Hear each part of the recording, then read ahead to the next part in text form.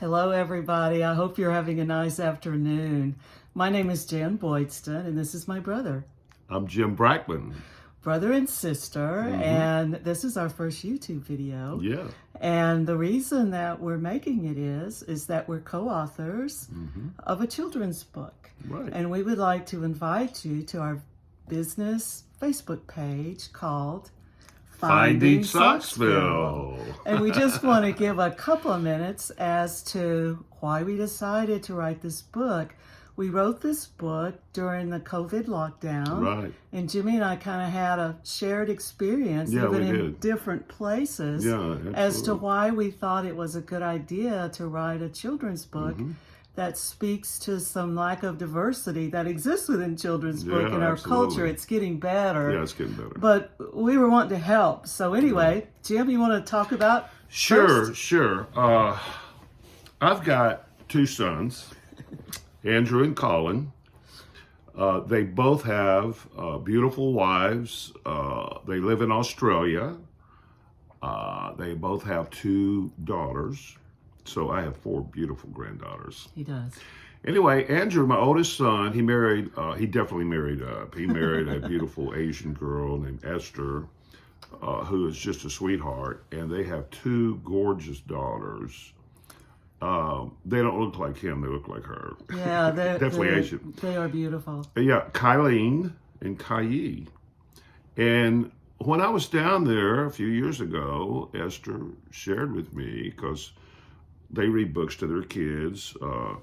Our parents read books to us. They did. I read books to my boys, Yeah. and it's been passed on that we Yeah. read lots of books It's to kids. great. So I was down there, and I was doing some reading to my granddaughters, and Esther says, it's really hard to find books that look like my kids. And that really got me. I thought, wow, that's not good.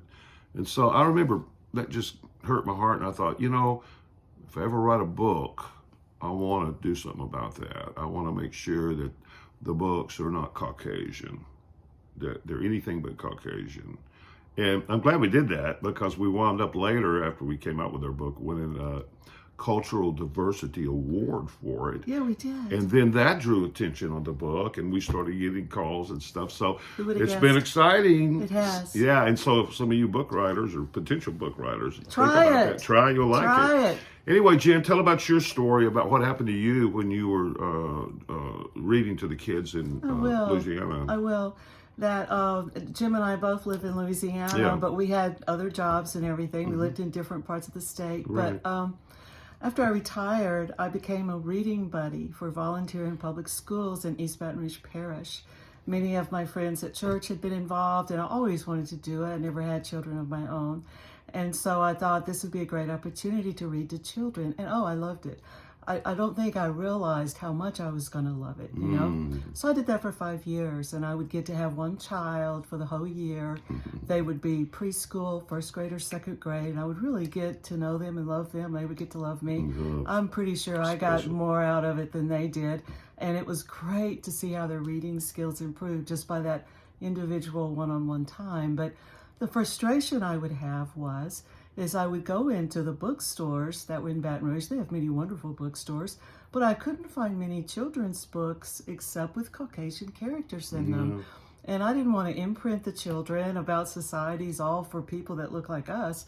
So I just started buying books that had animals and imaginary people. And I always thought, boy, it's just kind of a shame. And it is getting better. People are working on narrowing that gap. But we talked about this over breakfast one morning, and it was Jim's idea. He said, I think we should write a book.